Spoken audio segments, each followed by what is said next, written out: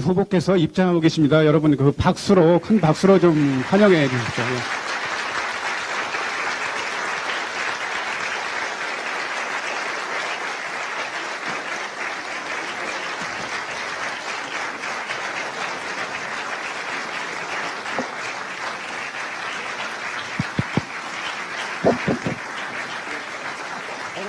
어느 쪽이 편하시겠습니까?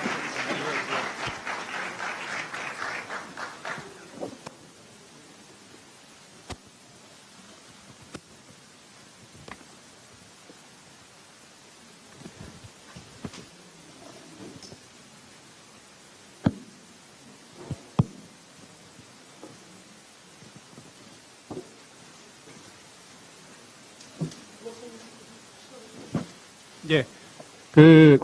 오늘 저는 오늘 사회를 표준과학연구원의 조성재입니다. 먼저, 우리 후보님께서 굉장히 바쁘실 텐데도 불구하고, 우리 연구 현장과 소통하기 위해서, 또 이게 시기가 좀 아주 늦지도 않게 아주 이른 시기에 이렇게 방문해 주셔서, 대단히 고맙다는 말씀을 먼저 드립니다.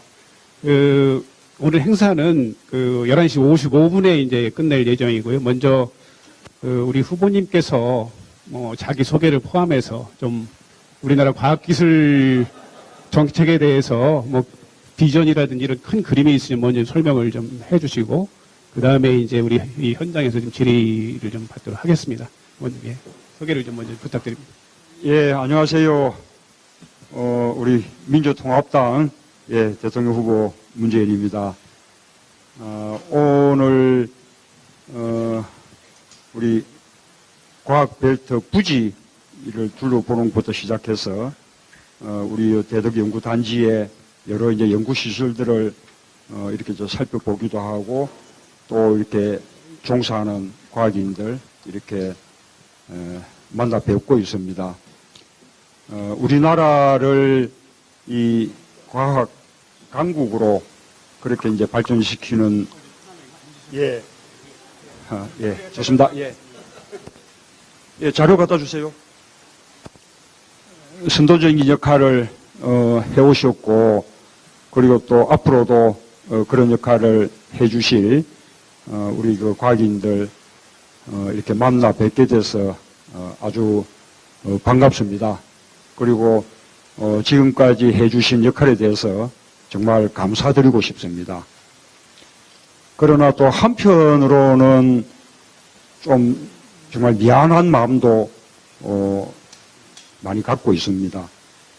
요즘 이제 과학기술인들의 사기가 많이 떨어져서 이 통계를 보니까 정말 70%가 넘는 과학인들이 그냥 기회만 되면 외국으로 떠나고 싶다.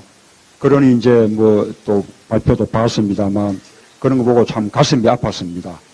우리가 그냥 신부 문제라든지 또 어떤 고용의 불안 문제라든지 그 다음에 또 처우 문제라든지 또 아주 열악한 환경 이런 것들이 우리 과학인들의 사기를 많이 이제 떨어뜨리고 있습니다. 그렇게 된데 우리 참여정부가 정권 재창출에 실패했던 그 원죄가 배경에 작용하고 있다. 그렇게 생각하니까 더더욱 좀 죄송스러운 생각이 듭니다. 참여정부는 어떤 제2의 과학 입국 이런 이제 어떤 목표 하에 이 과기부를 부총리급으로 그렇게 격상시키고 또 과기부 안에 과학기술본부를 두가지고 여러 부처에 나눠져 있던 그 R&D 그런 이제 기능들을 총괄하고 조정하는 그런 그 역할들을 주었습니다. 이제 그런 걸 통해서 우리 과학기술 분야의 경쟁력이나 이런 것이 또 IT 분야의 경쟁력 이런 것이 그 당시는 국제적으로 아주 높게 평가되지 않습니까? 거의 세계에서 3, 4위 이런 수준까지 갔고요. 실제로 국제적인 특허 출원 건수라든지 그 다음에 또 아주 권위 있는 학술지에 논문이 게재된 건수, 이런 것들이 우리가 뭐 세계적으로, 그냥 아주 높은 수준, 그런 것이 그 우리나라의 활력을 보여주고 그 미래의 어떤 성장 가능성을 보여주는데, 그게, 우리 이명박 정부 들어서 전부 다 주춤해진 것 같습니다. 이 과기부나 정통부가 폐지된 것도 저는 큰 작용을 했다 생각되고, 여러모로 우리 그 과학기술인들이 좀 신명나게 하지 못하게 만드는 그런 식의 여러 가지 후퇴들이 많았다고 생각됩니다. 오늘 이제 그런 이야기들 조금 함께 나눠보고 싶어서 이 자리를 마련했고요. 지금 이제 언론도 와 계시기 때문에 그런 쪽에 관한 정책 방향 이런 것을 제가 모두 인사를 통해서 또 나중에 또 질문 답변을 통해서 또 나중에 마무리 이야기를 통해서 좀 더 말씀드려야 되는데, 우선 이제 처음 시작하면서 이제 몇 가지만 이 말씀을 좀 드리면, 어쨌든 지난 이명박 정부 5년 동안 이 과학에 대한 아주 심각한 홀대가 있었다고 생각을 합니다. 아까 말씀드렸습니다만 과기부 폐지 등 과학기술이 어떤 국정의 중심에서 변방으로 그렇게 밀려났고요. 그래서 우리의 그 기술 경쟁력 이런 것도 크게 떨어지고, 그 다음에 정보통신산업의 또 경쟁력도 크게 떨어지고요.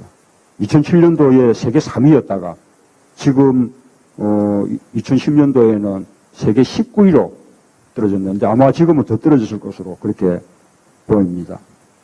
어쨌든 이제 이런 걸 통해서 우리 과기인들의 사기가 아주 추락하고 또 의욕도 많이 상실한 것이 지금 현실인 것 같습니다. 이공계 기피 현상도 그런 분위기 속에서 더더욱 심각해지는 추세입니다. 국가 경쟁력에 큰 손실이죠. 그래서 서둘러서 그 대책을 마련하지 않으면 어떤 미래의 성장 잠재력을 크게 상실하게 될 것이라고 그렇게 생각이 됩니다. 역시 이제 사람의 기술의 원천은 사람이다. 그렇게 생각을 해야 될 것 같고요. 그 다음에 우수한 인재들이 과학적으로 이렇게 몰려들 수 있도록 그렇게 토양을 만들어야겠습니다. 그렇게 생각한다면 이 우수한 과학 인력이 이 고용 불안에 시달리고 또 낮은 보수와 열악한 연구 환경 때문에 또 고통을 받고 떠나가고 있는 현상, 이거 바꾸지 않으면 우리나라의 미래는 없다. 그렇게 말씀드릴 수 있겠습니다. 또 한편으로는 이 과학기술에 대한 지나친 간섭과 관료주의적인 통제, 이것도 문제인 것 같습니다. 이 과학자들이 무슨 스스로 나서서 인건비를 조달해야 되고, 그 다음에 또 수주 경쟁에 또 나서야 되고, 그 실적을 또 정부가 관료적으로 평가를 하고, 이런 이제 풍토 속에서는 어떤 지속적인 꾸준한 긴 안목의 그런 연구도 있을 수 없고, 아주 창의적이고 이렇게 혁신적인 그런 연구가 불가능하다고 생각합니다. 그래서 개별 연구기관의 독립성과 어떤 자율성 그런 것을 최대한 보장해야 할 것이고요. 좀 창의적이고 혁신적인 실험과 연구에 몰입할 수 있도록 국가가 최대한 지원하되 간섭은 최소화하는 그런 이제 풍토가 필요한 것 같습니다. 또 저는 이 대한민국의 미래가 역시 우리 과학에 달려 있다고 생각합니다. 과학기술은 우리 국가의 성장 동력이고 또 경쟁력의 원천이죠. 지금 우리가 좀 앞서가고 있는 반도체라든지 조선, 이렇게 세계 1위를 달리고 있는 그런 상품들도 결국 연구개발의 성과지 않겠습니까? 그렇게 생각하면 이 과학이야말로 앞으로 우리의 미래의 성장 발전을 좌우하는 가장 핵심적인 요소라고 그렇게 생각합니다.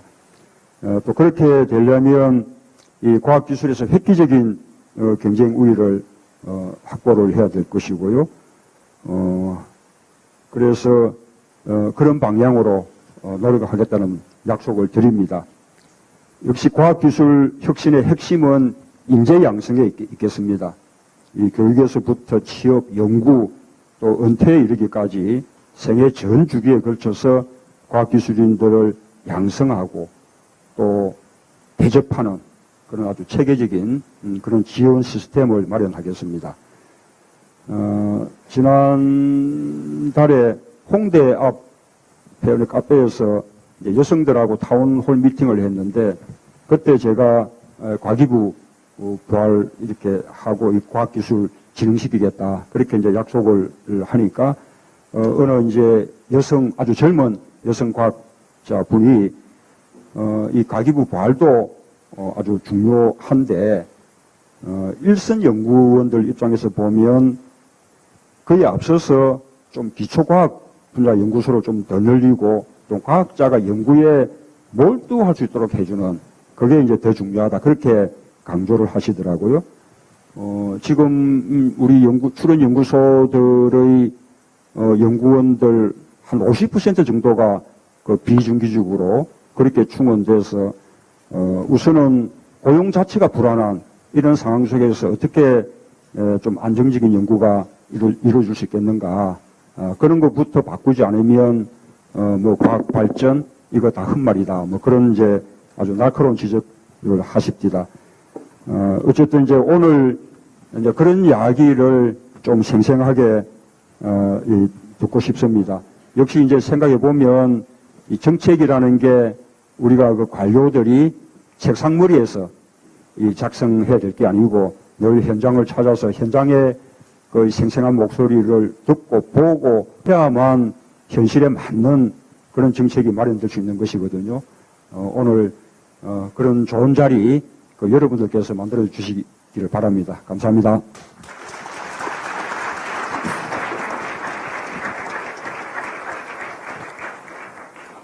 고맙습니다. 우리 문 후보께서 아마 우리나라 과학기술 전체에 대해서 상당히 상세하게 파악하시고 계시다는 말씀, 그런 느낌이 듭니다. 행정치레를 말씀을 좀 하셨고, 이공계 깊이나 또 우리 현장 연구 출연연의 현장 관련된 간섭, 관료주의, 비정규직 문제, 그 다음에 인재 양성, 이런 문제를 다 언급을 해주셔서 아마 잘 파악하고 계시다고 생각이 들고요.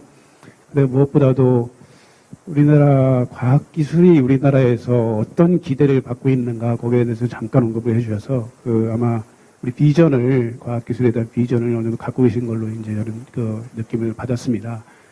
그러면 앞에 플로어에서 우리 현장의 목소리를 좀 전달하는 시간을 갖도록 하겠습니다. 먼저 저 손을 들어주시면 되겠습니다. 그리고 먼저 그 소속하고 성명을 말씀해 주시고 이제 말씀해 주시면 되겠고요. 문 후보님께서 말씀하셨듯이 이게 아마 우리가 우리 후보님한테 후보님 의견을 듣는 거기도 하지만 우리 현장의 목소리를 전달하는 의미가 더 큰 것 같습니다. 그래서 단순히 이렇게 질문만 하시기보다는 현장의 상황을 좀 설명을 곁들여서 질문을 해주시면 도움이 될 것 같습니다. 어느 분이 먼저 하시겠어요? 예, 그럼 여기 마이크를 좀 먼저 소속하고 좀 성명을 말씀을 해주시겠습니다. 네, 안녕하십니까. 저는 출연연 연구발전협회 총연합회 회장을 맡고 있는 한국기계연구원에 근무하는 정정훈입니다. 먼저 우리 사회자께서도 감사의 말씀드렸지만 이렇게 바쁘신 시간에서도 소중한 시간을 내주시고 이렇게 연구 현장과 이렇게 소통할 수 있는 기회를 주신 데 대해서 다시 한번 우리 연구자를 대표해서 감사를 드립니다. 예.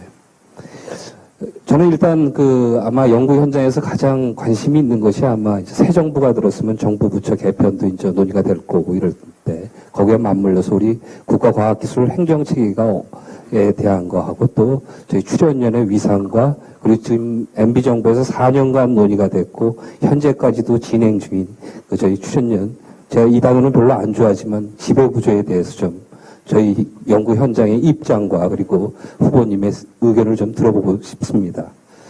말씀하셨던 것처럼 이 MB 정부는 역대 정부보다도 아마 과학기술 투자 규모에 있어서는 아마 굉장한 괄목할 만한 성장을 했는데 불행하게도 연구비의 확대가 연구 현장의 그 행복 체감 지수하고는 좀 반비례하지 않았나 생각을 합니다. 아마 그 이유 중에 하나가 가장 큰 단초가 아마 말씀하셨던 것처럼 과기부의 폐지 그리고 교육부와 합쳐지는 교육과학기술부를 출범하면서 어떻게 보면 과학과 기술이 단절을 시켰었습니다. 그래서 이제 뭐 문 후보님께서는 여러 가지 매스컴을 통해서 다시 과기부를 이제 부활하자라고 말씀을 하고 계십니다. 근데 저희 연구 현장은 저렇게 생각을 하고 있습니다. 이것이 단지 과기 전담 부처의 부활은 좀 의미가 없지 않느냐. 다시 말씀드리면 지금 국가의 그 과학기술 기반의 사회적 이슈들이 어떤 한 특정 부처가 담당하기엔 굉장히 복잡하고 불확실하다. 그렇기 때문에 정말 범부처적인 좀 리더십이 필요하지 않겠느냐. 그러니까 그런 입장에서 보면 그 과기부가 뭐 부총리급으로 격상해서 출범을 한다 하지만 그 되게 좀 외람된 말씀이지만 우리 저 참여정부에서도 경제부총리에 비해서 굉장히 권한이 작지 않았느냐. 그래서 만약에 과기부를 부활을 하시고 부총리급으로 습격을 시켜서 운영을 하신다면은 감히 우리 경제부총리의 그 버금가는 그런 위상과 권한을 위임해 줄 수 있는지 그걸 한번 여쭤봅니다. 그리고 또 아쉬운 것 중에 하나는 전 정부가 추진했던 것 중에서 그 모든 것들을 대부분 그 원점에서 시작을 하는데, 물론 저희 과기부 폐지에 따른 우리 과기 컨트롤타의 부재 때문에 국가과학기술위원회가 상설화되고 출범을 했고, 당초의 위상이나 기능보다는 약화됐지만, 어찌됐든 국가과학기술위원회가 지금 굉장히 열심히 연구 현장의 의견을 수렴해서 노력을 하고 있는데, 이 국가과학기술위원회는 어떻게 운영을 하실 것인지, 폐지할 것인지, 이 두 가지를 좀 같이 맞물려서 좀 논의를 해 주셨으면 좋겠습니다. 이게 저희 첫 번째 질문이고요. 두 번째 질문은 그렇습니다. 저희 출연연의 거버넌스에 대해서 말씀을 드리겠습니다. 잘 아시겠지만 1년이 출범한 지 1년 후부터 지금까지 지금 저희 출연연 지배구조가 논의가 되고 있고, 지금 정부 부처 안이 국회에 계류되어 있는 상황입니다. 그리고 이제 저희들 출연연 지배구조를 개편하는 가장 큰 원칙은 이 기관 간에 굉장히 어떤 칸막이가 높아서 지금 우리의 대세인 융복합 연구에 장애가 있지 않냐, 이렇게 얘기를 하고 있습니다. 그런데 연구 현장은 우리 출연연의 어떤 칸막이보다는 소속 저희를 전담하고 있는 교과부와 지식경제부, 나머지 부처도 마침 부처의 칸막이. 그리고 이제 연구회 자체도 이제 굉장히 칸막이가 있지 않냐. 그래서 저희들이 4년이 지나면서 교과부와 지경부는 아닌 연구는 사실 동질감에 굉장한 훼손이 왔습니다. 그래서 이제 이런 부분을 어떻게 좀 출연연 지배구조를 가져가실지 생각을 하고, 마지막으로 우리 위상을 얘기하는데 제일 안타까운 거는 여러 가지가 있겠죠. 저희가 이런 대선 기간에는 사실 정출연 연구자가 어떤 특정 후보의 캠프에서 활동한다는 건 굉장히 아마 법적으로나 여러 가지 현실적인 문제로 어렵습니다. 근데 정부가 막상 출범하고 나면 인수위 활동부터 시작해서 모든 과기 국정 운영에 있어서 연구 현장에 있는 출신들의 어떤 활용이라면 좀 표현이 이상할지 모르지만 좀 중용하셔갖고 연구 현장의 분들이 직접 참여하는 이런 출연연 정책이 마련돼야 되는데, MB 정부뿐만 아니라 역대 정부들을 보면 주로 대학 교수, 다시 말해서 출연연을 잘 이해하지 못하는 분들에 의해서 정책이 많이 드라이브 된 것 같습니다. 그래서 그런 관점에서 앞으로 진짜 후보님께서는 당선이 되시면 인수위 때부터 우리 출연연 연구 현장 출신의 그런 인사들을 많이 적극 활용할 수 있을지, 이런 것들에 대해서 좀 한번 의견을 듣고 싶습니다. 예, 감사합니다.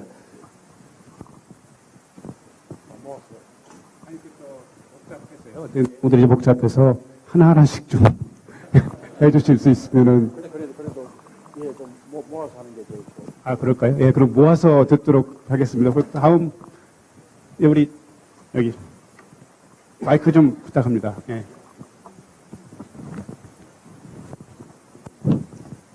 예, 저는, 출연연 연구발전협의회 부회장을 맡고 있고요. 한국전자통신연구원에서 연구하고 있는 박강호라고 합니다. 제가 그냥 외람되게 질문 하나 드리겠습니다. TDX나 CDMA라는 기술은 혹시 알고 계시는지요? TDX하고 CDMA의 기술을 알고 계시는지요? TDX, CDMA 통신의 TDX는 그 옛날 우리 전화기를 수동전화에서 자동으로 이렇게 교환하는 거를 한 거고, 애출이. 죄송합니다. 제가 시험 낸 것 같으네요. 예. 제가 당부드리는 거는 사실은 많은 분들이 이 선거철이 되면 찾아옵니다만 사실은 내부의 이런 기본적인 기초적인 것도 잘 이해를 못 하시고 오는 것 같아요. 저는 그게 너무나 아쉽습니다. 그것은 사실은 과학기술자가 사실 과학기술의 주인이 되지 못하는 상황하고도 저는 일맥상통하다고 저는 생각합니다. 핵심적인 거는 가버넌스나 국가적인 큰 부처 이 문제도 상당히 중요하지만은 결국 과학기술을 제대로 할 수 있는 과학기술인을 그 중심에 세울 수 있는 그런 마인드 그리고 그런 소프트웨어가 진정 갖고 있고 국가의 지도자가 그런 것들을 인식하고 있느냐 저는 그것을 한번 묻고 싶어서 저는 그런 질문을 드린 겁니다. 죄송합니다. 제가 봤을 때 이런 TDX나 CDME는 사실은 우리나라 특히 애트리가 이 기술을 개발했고 이 기술이 우리나라 지금 통신 그리고 여러 가지 어떤 그런 네트워크 기술이 가장 핵심적인 기술로서 지금 산업에 응용되고 있고 사실은 그 파급 효과가 무지 큰데도 불구하고 그것을 핵심적으로 수행했던 연구원들은 지금 굉장히 큰 어려움에 처해 있다는 걸 말씀드리고자 하는 겁니다. 무엇이냐면은 그러한 연구 결과를 냈음에도 불구하고 아직도 신뢰받지 못하고 연구원들이 연구 결과의 어떤 내용이나 예산이나 이런 운영에 있어서 사실은 자율적인 부분이 거의 없다고 해도 과언이 아닐 정도로 지금은 그런 굉장히 열악한 상황입니다. 사실은 연구원들이 제가 봤을 때는 이미 어느 누구보다도 지금 힐링이 대세인데요. 힐링이 필요한 상황이라고 봅니다. 우선적으로 봤을 때 사실은 가장 큰 중요한 어떤 기관 경영 문제 그리고 연구자의 의견들이 국가 정책에 제대로 반영되고 있느냐 하는 문제가 사실은 굉장히 어려운 상황에 처해져 있고요. 특히 기관장 선임이나 하는 부분에 있어서조차도 정부 관료라든지 어떻게 보면 정권이라고 해야 되나요? 어떤 간섭에서 무관할 수 없이 이루어지고 있는 것이 현실이고 사실은 저희 지금 계속 원장 선임을 하고 있는 과정 속에서도 연구원의 현장에 있는 사람들이 어떤 분이 응모를 하는지 어떤 분들이 이러이러한 어떤 연구원 앞으로 미래를 끌고 나갈 건지에 대한 정책적인 부분을 갖고 계시는지 그리고 그분들이 어떤 연구를 했는지 이런 것들에 대해서 너무나 모르고 있고 그런 것들을 알 수 있는 통로도 없고 절차도 없습니다. 사실은 그런 것들이 어떻게 보면 잘 알려지지 않은 상태에서 원장 선임이 이루어지고 그러한 부분들 때문에 다시 한 번 더 연구원들은 자괴감을 빠질 수밖에 없는 부분이 되어 있습니다. 그래서 이러한 부분들을 잘 이해해 주시고 제가 질문하고자 하는 것들은 이런 부분들을 해결하기 위한 가장 큰 부분은 제가 봤을 때는 앞으로 대통령이 될 분들이 이러한 마인드를 좀 가지십사 하는 부분이기 때문에 그것을 하기 위해서는 가장 구체적으로 그러니까 이런 의지를 갖고서 이런 부분을 해야 되겠지만 그것을 정책적으로 추진하는 부분에 있어서는 적어도 독일이라든지 이런 선진 경영 체제를 도입하는 부분에 있어서 좀 더 벤치마킹을 더 자세히 했으면 하는 생각이 듭니다. 그래서 비록 여러 가지 제가 시간이 없어서 좀 더 짧게 끝내겠습니다만 이런 부분들에 대해서 후보님들의 의견과 앞으로의 정책적인 부분들을 모아서 한번 듣고 싶습니다. 예, 고맙습니다. 감사합니다. 예, 이게 벌써 질문 2개 했는데 지금 시간이 거의 다 지났습니다. 그래서 아마 우리 후보님께서 아까 모두의 그 과학은 미래라고 그러셨기 때문에 아마 다음에 또 오셔야 될 것 같습니다. 이 소통을 하기 위해서. 그래서 오늘은 가급적 좀 빨리빨리 좀 진행을 좀 하시고 다음에 어느 분 우선 여기부터 좀 받고 좀 제가 드리도록 하겠습니다. 우리 여기 이쪽부터 좀. 예. 짧게 좀 부탁합니다. 저는 포준과학연구원의 김재환입니다. 제가 질문 드릴 거는 PBS 제도라고 이 프로젝트 베이스로 자원을 배분하는 제도에 대해서 그 후보님의 의견을 좀 여쭙고 싶습니다. 이게 왜 문제인가 하면은 한 15년쯤 전에 이제 정부 측에서 이 자원을 투자하는데 연구개발에 효율이 안 난다라고 생각을 하고 효율을 올리는 방법이 경쟁을 통해서 이제 올리겠다. 그런 아마 철학을 기초로 해서 도입한 제도입니다. 근데 아시다시피 자원을 배분하는 게 결국은 경쟁을 통해서 간다면 모든 연구자들이 다 그 방향으로 갈 수밖에 없는 게 구조적으로 이제 될 수밖에 없죠. 그러니까 그거의 폐해가 지금 나타나는 것들이 연구가 다양성이 없고 짧은 연구들, 그러니까 쉽게 결과를 낼 수 있는 연구들만 연구자들이 진행을 하게 되는 겁니다. 그래서 근본적으로 개혁이 필요한 그런 제도라고 생각을 하거든요. 그래서 이 점에 대해서 그 후보님께서 어떤 철학을 가지고 이 연구 자원을 배분할 거냐. 이거는 산업 자원을 배분하는 거하고 다른 철학이 필요하다고 생각을 하거든요. 그 부분에 대해서 좀 이렇게 말씀해 주시면 좋겠습니다. 예, 고맙습니다. 먼저 손을 들으셔서 제가 잠깐 좀 기회를 좀 드리도록 하겠습니다. 좀 짧게 좀 부탁을 드립니다.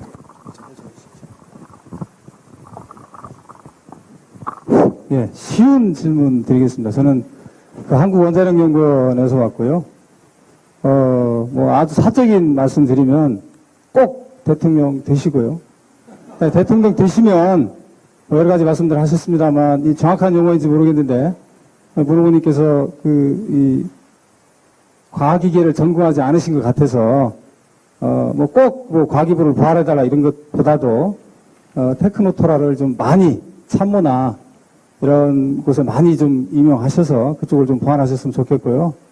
그 다음에 이제 사실은 부강한 나라의 지표가 뭐냐, 강한 국민의 지표가 뭐냐라고 얘기할 때 뭐 예를 들어서 철을 많이 이용하는 나라가 개인적 국민 1인당 뭐 이런 나라가 부강한 나라에 있다. 또는 뭐 심지어는 뭐 축산업자가 아니어도 육류 소비가 많은 나라가 개인 국민당 부강한 나라다 또는 강한 국민이다 이렇게 표현하는 분도 계시거든요. 근데 지금은 그 에너지 안정적인 이용, 질 좋은 에너지를 값싸게 자유롭게 이용할 수 있는 나라 이런 나라가 그 부강한 나라고 강한 국민이지 않겠나 싶은 생각이 듭니다. 그런데 제가 조금 그 우려스러웠던 부분 중에 하나가 우리 문 후보님께서 그 어떤 특정한 에너지를 좀 비토하는 듯한 그런 느낌을 좀 받은 적이 있었습니다. 예.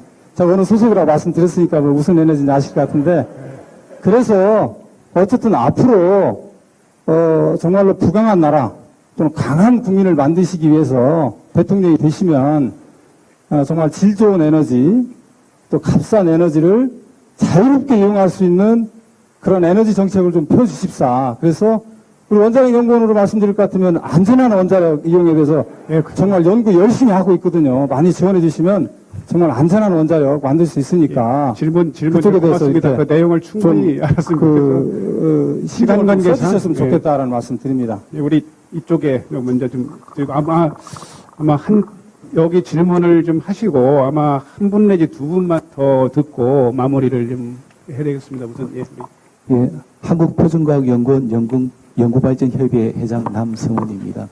먼저 문헌이 과학기술계에 관심을 가지셔서 감사하고요. 그 관심 가지신 만큼 지지표를 얻을 것 같습니다. 제가 오늘 질문 드리고 싶은 것은 연구원의 처우 개선에 대해서 말씀드리고자 하는데요. IMF 사태 이후에 정경이 감축됨으로 인해서 많은 우수 연구원들이 사실은 연구소를 떠났습니다. 대학으로 이동하고 했는데요. 그리고 지금 현재 정권에서는 정년 연장을 위해서 1년에 1%대 최대 10%까지만 정년 연장을 해주겠다고 하고 있습니다. 그리고 그나마도 추가적인 인건비 지원을 하지 않고 있기 때문에 새로운 신규 인력 채용하는 데 또 문제점을 발생할 그러한 문제점이 발생될 것이 예상되고 있고요. 이런 많은 문제점을 지금 안고 있는데 정년 한원에 대한 문제가 현장의 목소리하고는 너무 지금 다르게 진행되고 있는 것 같습니다. 그리고 IMF 사태 이후에 실질적 임금도 삭감되어 있는 상태인 것 같고요. 그리고 과학기술인의 연금도 삭연금의 80% 수준밖에 되지가 않습니다. 그래서 이러한 열악한 연구원들의 처우가 지금 최근에 일어나고 있는 이공계 기피 현상의 심화와 절대 무관하지 않다고 생각하고 있습니다.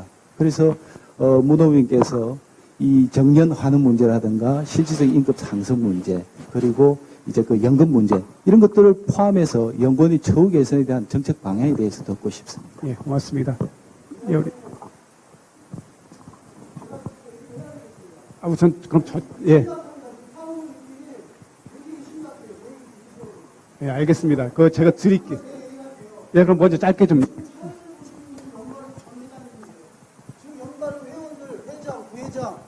기관 회장이 지금 네 분째 얘기를 하고 있습니다.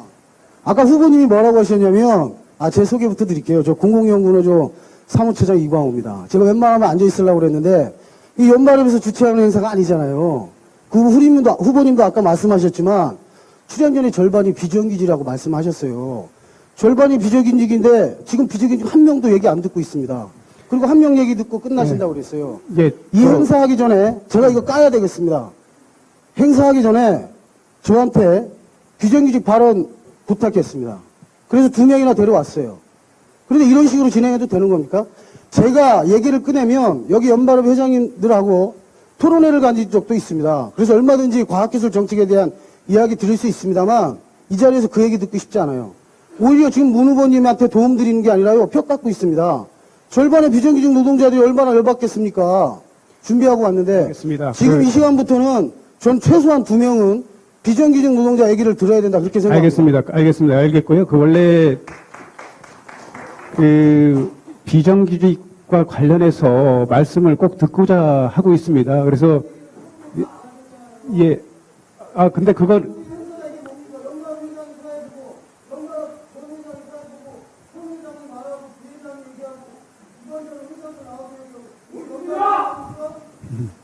자, 혹시 비정규직 관련해서 말씀해 주실 분, 말씀을 좀 해 주십시오.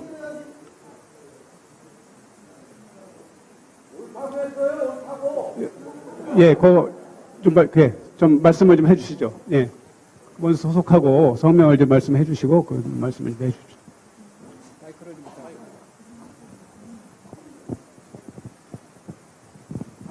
안녕하세요. 저는 에트리에서 계약직 연구원으로 근무하고 있는 비정규직 연구원입니다. 이렇게 말할 수 있는 기회가 거의 없을 것 같아서 사실은 글로 적었는데 그냥 읽어도 될지 모르겠습니다. 저는 생물학 전공으로 2006년도에 박사학위를 받았고 동일학교에서 3년 반 정도 박사 연수연구원으로 근무하다가 에트리에서 근무한 지 3년 정도 되었습니다. 열심히 노력하면 박사가 되어 그 분야에서 멋지게 연구할 수 있겠구나 하고 10년이 넘게 꿈만 바라보고 공부에 전념하였습니다. 하지만 제가 이미 박사를 졸업할 때쯤에는 일자리가 이미 포화되고 있어서 정규직의 반에도 못 미치는 급여를 힘들게 생활하며 박사 후 연수연구원을 오랫동안 전전하는 경우들을 이미 많이 보았습니다. 그나마 저희 그 에트리의 경우에는 급여는 정규직과 동일하게 지급하고 있어서 상황은 좀 나은 편이라고 할 수 있지만 요즘 공무원이 선후직업 1순위가 되는 것은 급여 수준의 문제가 아니라 직업의 안정성인 것을 모두 알고 계실 것입니다. 정규직과 같은 급여를 받고 있지만 과제 기반으로 계약된 일자리는 과제가 갑자기 중단되거나 또는 그 과제가 끝나면 바로 직장을 잃게 됩니다.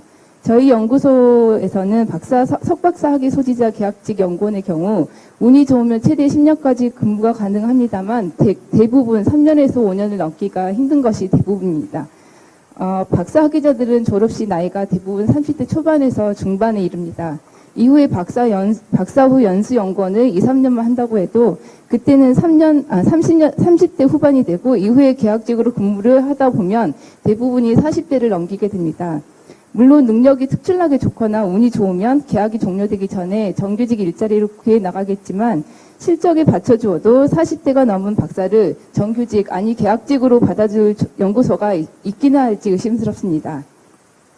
그러니 계약직 박사급들은 어떻게든 조금이라도 젊을 때 정규직을 찾아 빠져나가고자 하고 이러한 인력들이 빠져나가면 그 인력이 수행하던 과제는 심하면 어떤 경우에 중도에 포기되는 경우도 있다고 하는데 이는 연구원 입장에서도 큰 손해라고 봅니다.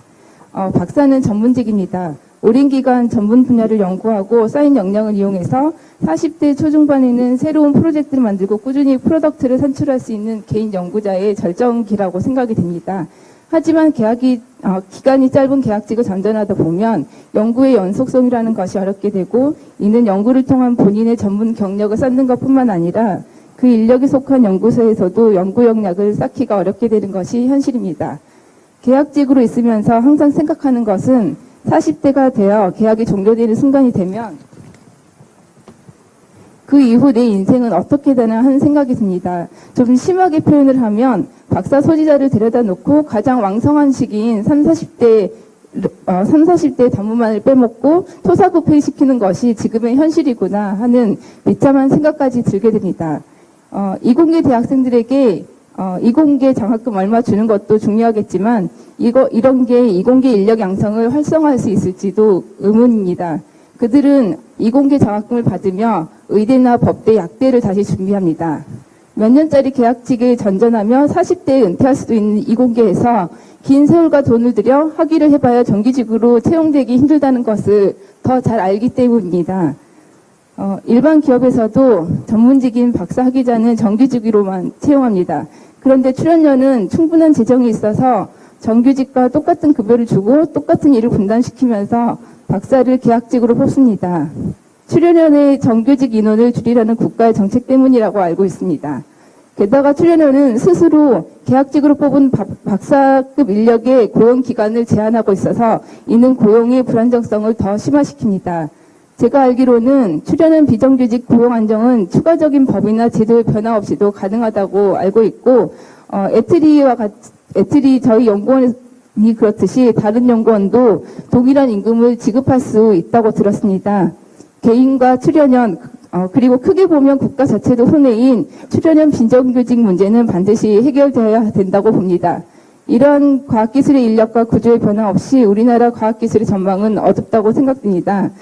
그러니 출연연 비정규직 노동자들의 고용이 안정되고 동일한 업무를 수행하면서도 차별받는 상황이 더 이상 유지되지 않도록 문재인 후보께서 많은 힘을 기울여 주시기를 꼭 부탁드립니다.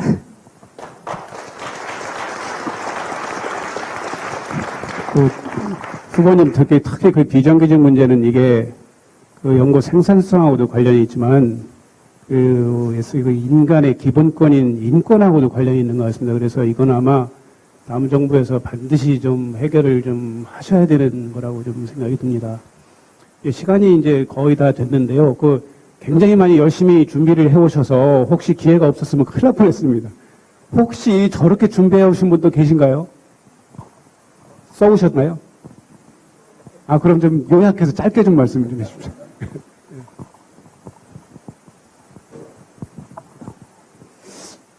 저는 원자력연구원에서 연구용 원자로 하나로에서 근무 중인 비정규직으로 근무 중 9년째 근무하고 있는 김영칠이라고 합니다. 저도 많이 써왔는데 간단하게 몇 가지만 저희 사례를 말씀드리고 마무리할까 합니다. 많은 분들이 잘 알고 있다시피 하나로는 다목적 연구용 원자로입니다. 물론 거기에 정규직 박사님들도 계시고 저희 같은 비정규직 분들도 계신데 저는 비정규직 중에서도 간접 고용 비정규직인 용역으로 있는 사람입니다. 하지만 저희가 하나로에서 생산하는 것들이 해결료, 그 다음에 산업용, 의료용, 방사능 동위원소 등을 생산하는데 저희가 속해 있는 부서는 중성자 도핑이라고 해서 반도체, 고품질 반도체를 생산하고 있습니다. 반면에 또 여기서 일하게 되면 해결료나 방사능 동위원소 생산 이용 때문에 적어도 좀 숙련된 기술 인력들이 필요로 하는데 저희 같이 한 4년에서 8년 이렇게 일하시는 분들이 꽤 많이 있거든요. 그런데 정작 그분들이 지금 현장에서 이제 거의 몰려나는 추세에 와 있습니다. 왜 그러냐면 그분들이 지금 연수는 많이 되고 좀 숙련된 인력이지만 그분들이 나이가 있으니까 이제 임금이 좀 인상이 돼야 되지 않겠습니까? 근데 효율적인 면이나 그리고 연구소 차원에서 이제 좀 부담스러우니까 그분들을 이제 정리하는 추세로 가고 있거든요. 그러면 자기 젊음을 거의 10년에서 8년 동안 일했던 사람들이 각 가정의 아버지고 또 한 집안의 가장인데 그분들이 몰려나고 있는 추세에 몰리게 되어 있는 겁니다. 그러니까 계속 반복되는 얘기지만 우리나라의 직접 고용과 간접 고용, 비정규직들 그리고 정규직과 비정규직들의 이런 갈등은 정규직이 갖고 있는 연구직들, 기술직들, 행정직 갖고 있는 고문보다 더 중요하다. 앞으로 이 정책에 진행되고 이루어질지 모르겠지만 간접 고용 그리고 직접 고용 비정규직들의 문제 또한 심각하다고 생각하시고 좀 많은 배려와 그리고 그분들의 진짜 고용의 안정이 가장 중요하다고 생각합니다. 고맙습니다. 시간이 모자라서 대단히 아쉬움이 큽니다만 이제 마무리할 시간이 됐습니다. 후보님 좀 마무리를 질의가 많아서 좀 그래도 좀 마무리를 좀 끝까지 쭉 해주십시오. 우선 이 비정규직 문제 관심들이 많으니까 먼저 대답을 드리겠습니다. 제가 우리 이 출연 연구원의 비정규직 문제뿐만 아니고 우리 비정규직 전체의 문제도 제가 여러 번 말씀드린 적이 있는데요. 우선 지금 출연 연구소 연구원들의 한 절반 정도가 비정규직이라는 사실을 잘 알고 있습니다. 아까 제가 오면서 한국생명공학연구원, 거기 이제 들렀다가 왔는데, 거기는 아예 연구원들의 비정규직 비율이 71%, 그렇게 뭐, 좀 말이 안 되는 거죠. 아마 연구 인력뿐만 아니고 비연구 인력 중에서도 비정규직이 대단히 많을 것으로 생각을 합니다. 저는 이 비정규직 이걸 전체적으로 정규직으로 전환해 나가는, 그래서 저 다음 대통령이 되면 다음 임기 중에 지금 전체 노동자들의 한 60%에 달하는 비정규직의 비율을 절반 정도 수준으로 낮추겠다라는 그 약속을 드렸는데, 그 시작이 우리 이제 공공기관부터 시작했다고 생각합니다. 공공부분. 공공부분에서 정말 그야말로 임시적으로 필요한 일자리, 그거는 뭐 우리가 정규직으로 할 수는 없죠. 그러나 늘 필요한 일자리, 상시적으로 일하는 일자리는 그것은 당연히 다 정규직이 돼야죠. 상시적으로 필요한 일자리인데도 그것을 비정규직으로 해서 인건비를 줄인다면, 그래서 우리 예산을 줄인다면 그것은 누구를 위해서 도대체 예산을 줄이는 거겠습니까? 본말이 전도된 거죠. 그래서 우리 연구원들 이 정규직으로 전환 그 너무 당연하고요. 비연구 인력의 비정규직도 그게 상시적으로 필요한 일자리는 다 정규직으로 전환하도록 하겠습니다. 이 뿐만 아니고 아까 비정규직의 경우에 정규직의 급여의 한 절반 수준, 이제 그게 또 자꾸 이제 비정규직을 늘리게 만드는 요인인데요. 그것도 잘못됐죠. 제가 늘 예를 듭니다만, 같은 자동차 공장에서 왼쪽 바퀴 조립하는 사람하고 오른쪽 바퀴 조립하는 사람이 정규직하고 비정규직이라는 그 차이 때문에, 또 소속의 차이 때문에 똑같은 경력에 똑같은 일을 하는데 임금이 절반이다. 그렇게 정의롭지 못한 일이 세상에 어디 있겠습니까? 그러니 적어도 같은 사업장에서 같은 가치의 노동을 하는 사람들은 같은 처우를 받도록, 그래서 이 부분은 아예 제가 전국민 고용평등법을 제정하겠다라고 공약을 드렸는데, 그렇게 이 비정규직의 처우를 적어도 다음 정부 임기 기간 중에 적어도 한 80% 정도 수준까지는 끌어올린다면, 그러면 이제 이게 사용자들이 인건비를 줄일 목적으로 비정규직을 돌려나가는 그런 현상을 막을 수 있지 않을까 생각합니다. 이 우리 연구소만의 문제가 아닙니다. 우리 공공기관 일반의 문제거든요.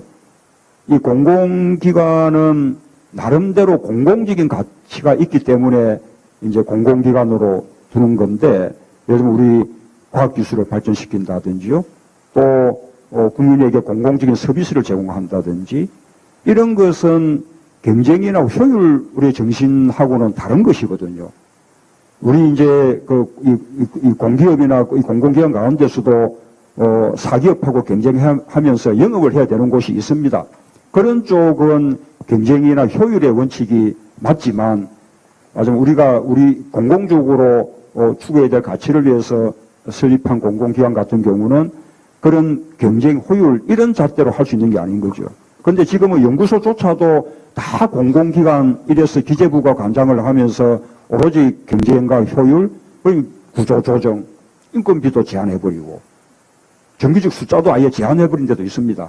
그러니 인력은 필요하니까 그런 부분은 자꾸 비정규직을 쓰게 되고요. 그런 것으로 오히려 공공기관을 평가해가지고 그거 잘한 공공기관한테 더 많은 상여금 주고, 전혀 잘못된 것이죠. 예, 그런 부분 반드시 바로 잡겠습니다. 아까 정년 이야기도 나왔는데, 정년도 마찬가지입니다. 여러 처우 중에 하나겠습니다만, 우리가 65세였다가 외환위기 때 61세로 낮춰졌는데, 당연히 이제 환원돼야 된다고 생각합니다. 그것도 우리 연구 인력만의 문제가 아닙니다. 우리 사회 전체의 문제입니다. 지금 이제 베이비 부모 세대들이 지금 금년부터 퇴직 연령에 들어가게 되는데, 그러면 그 양반들이 직장을 떠날 때 그럼 우리가 그분들에 대한 다른 사회 보장이 있냐? 아주 취약하지 않습니까?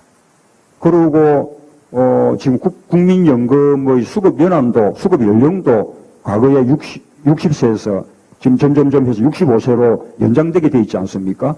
그러면 60세 때 퇴직하면 국민연금 받는 5년 동안은 공백 아닙니까?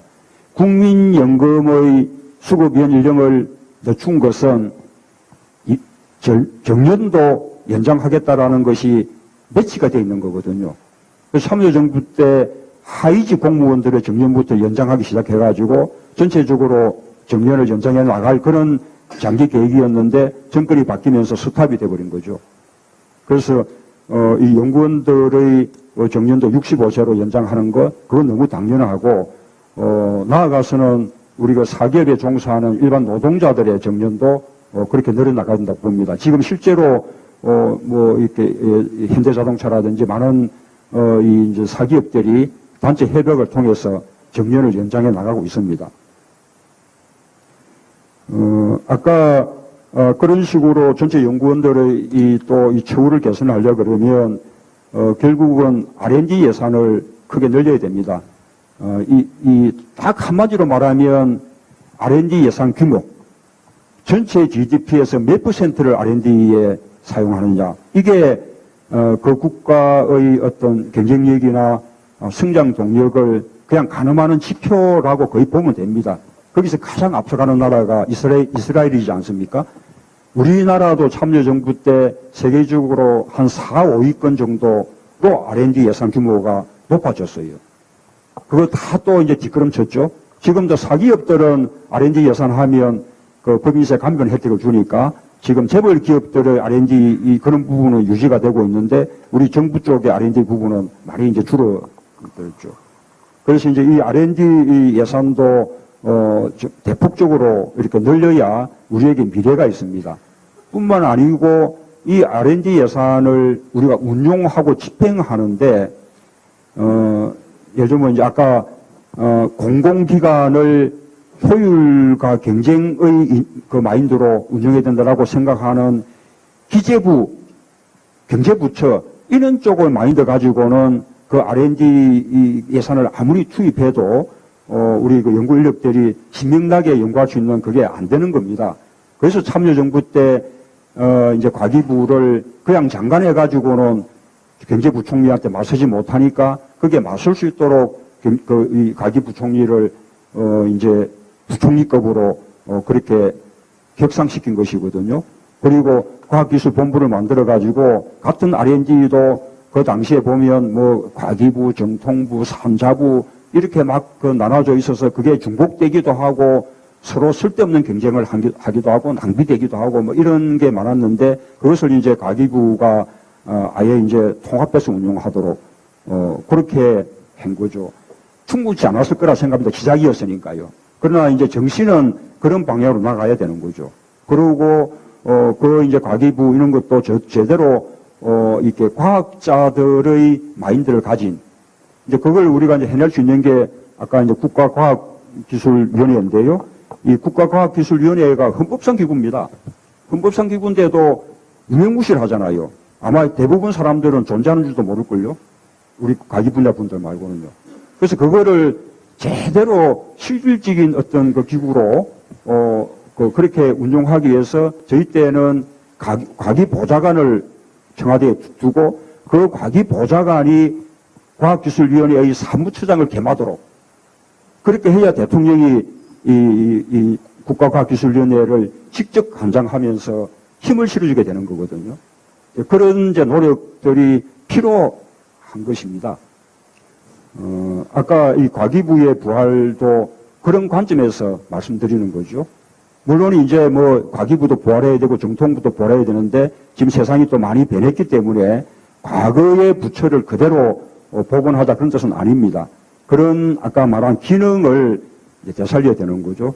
아마 정통부 쪽도 그런 기능을 되살려야 되기 때문에 그런 것을 과거처럼 분리해서 할지 이제는 또 통합해서 하나의 뭐 이렇게 총괄하는 컨트롤 타워로 만들어질지 그거는 우리가 좀 더 정부 조직적인 차원에서 검토가 돼야 됩니다만 그런 게 반드시 필요하다 보고요.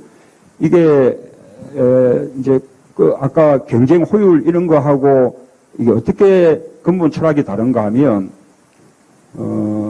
아까 뭐죠? 또 그런 이야기도 있었죠. 무슨 제가 용어가 서툴러가지고, 막 나가서, PBS요. 이런 것도, 총액임금비를 한 절반 정도밖에 책정해주지 않으니까, 나머지는 그 연구기관들이, 연구 어떤 수주 활동을 하게 하고, 거기서 임금비를 충당하게 하고, 이런 게 이제 전부 이제 이 경제부처 차원의 그런 이제 경쟁 효율 마인드지 않습니까? 그런 게 곳곳에 드러나지요. 예를 들면, 우리가 이제 연구 프로젝트에서 지원을 해도 이 연구라는 게 그냥 뭐 늘 수두룩게 되는 게 아니지 않습니까? 이 목표나 결과가 거의 예상되더라도 막상 실험을 하고 데이터를 갖추고 하려고 그러면 많은 시행착오를 거치게 되고 그래서 예상보다 훨씬 장기간의 연구기간이 필요하기도 하고 그 다음에 또 연구소 기업 지난번에 정혁 그 원장님이 그런 거에 대한 어떤 압박 스트레스 때문에 그때 그렇게 되신 게 아닌가 그때 우리가 다 그런 걱정도 했습니다만 연구소 기업을 이렇게 하는 것도 저는 뭐 맞지 않다고 봅니다만 설령 이제 연구소 기업을 이렇게 설립하고 또는 이제 우리가 한 연구 기술들이 하나의 이제 기업 쪽의 창업으로 이렇게 연결되더라도 그것도 금방 그게 상용화 성공하고 사업이 성공하겠습니까? 많은 시행착오 거치고 많은 실패를 거듭한 끝에 성공하는 거거든요. 벤처라는 게 마냥 100개 망하고 하나 성공하면 사회적으로 크게 성공하는 거 아닙니까? 신약 개발 같은 경우도 제약회사가 100개를 연구하면 100개가 다 실패해서 그게 낭비인 것 같아도 하나만 성공하면 그거로 회사가 먹고 살고 온 인류가 혜택 보게 되는 거 아니겠습니까? 그렇게 연구라는 것이 또 연구를 상용화해서 이게 그것을 사업화한다는 게 맞으면 긴 호흡, 긴 안목으로 그것을 이제 봐줘야 되는데 관료들이 매달 뭐 6개월마다 한 번씩 심사평가하면서 그 실적 못 내면 탈락시켜버리고 그러니 긴 호흡의 연구도 못하게 되는 거죠. 단기 실직에 급급하게 되고요. 이제 그런 것이 우리 이제 연구하는 분들이 정말 연구에만 전념하는 것을 가로막는 또 신명나게 연구하지 못하게 만드는 요인들이라고 생각합니다. 뭐 많은 이야기들을 할 수 있겠는데 이런 아예 우리 이 과학 연구에 대한 국가적인 지원의 철학 자체를 근본적으로 바꾸겠다. 또 그 철학이 그대로 살아날 수 있도록 시스템도 바꾸겠다는 이렇게 약속 말씀을 마무리로 드리겠습니다. 감사합니다.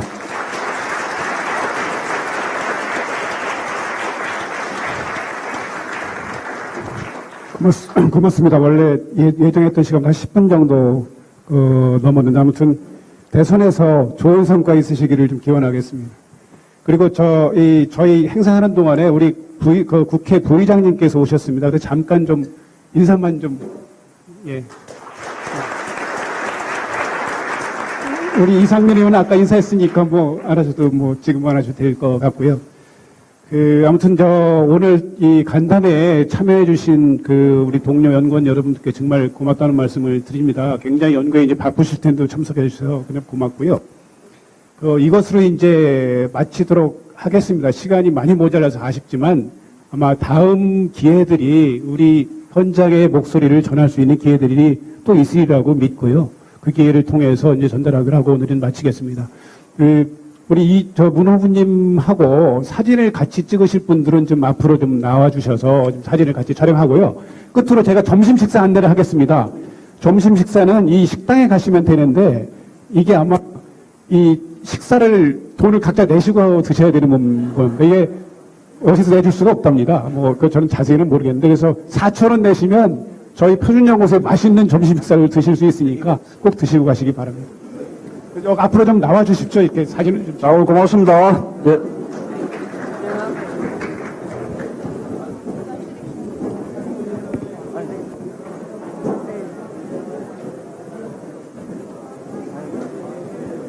뒤에 사진 기다려주세요. 사진 찍어.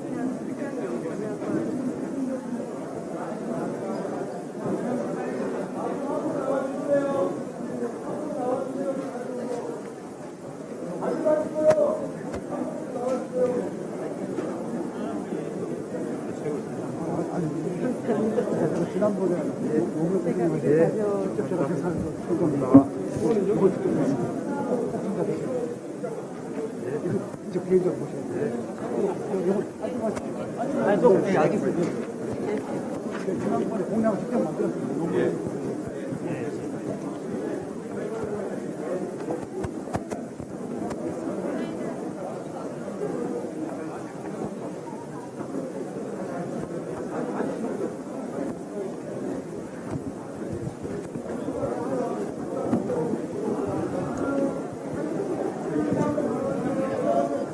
그래가지고 12시 반 출발 좀 늦었습니다. 왜냐하면 괜찮아요? 뒤에 일정이 여유가 있게 해놨기 때문에요. 오케이.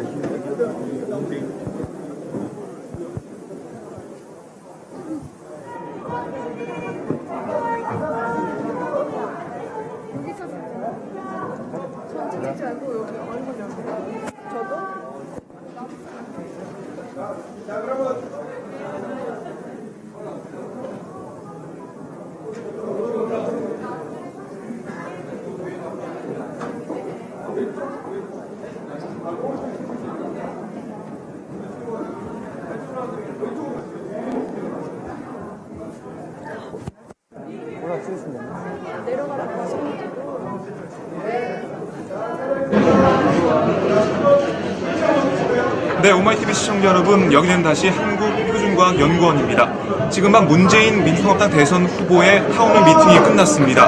오늘은 과학기술인들을 만나서 여러가지 과학 그런 연구 관련 현안을 들어봤고요. 문재인 후보가 거기에 대해서 답변하는 형식으로 오늘 일정이 계속 이어질 텐데요. 네, 문재인 후보는 오늘 그 타운홀 미팅 끝난 다음에 지금 식사를 한 다음에는 오후에 전북으로 넘어갈 예정입니다. 그곳에서 농민들을 만날 예정이고요. 네, 문재인 후보는 오늘 그 이명박 정부가 과학을 홀대했고 그리고 과학기술을 폐지하면서 여러 가지 과학정책이 뒷걸음질 쳤다고 비판했습니다. 그러면서 자신이 대통령이 되면은 과학기술 발전에 최대한 노력을 하겠다. 성장 동력, 경쟁력을 삼겠다. 이렇게 강조를 했습니다. 그리고 문재인 후보는 특히 오늘 그 현장의 목소리를 들으면서 비정규직 문제, 그 연구원들의 문재인 후보한테 그 비정규직 문제에 대해서 하소연을 했고요. 네, 그 문재인 후보는 자신이 대통령이 되면 비정규직 문제를 해결하겠다고 약속을 했습니다. 네, 이제 잠시 후에는 2시부터 오마이TV에서 안철수 후보의 카이스트 강연을 생중계로 다시 보내드리도록 하겠습니다. 오늘 공교롭게도 문재인 후보와 안철수 후보가 같은 지역을 찾았습니다. 시간은 다르지만 같은 지역을 방문해서 과학에 대해서 많은 얘기를 할 텐데요.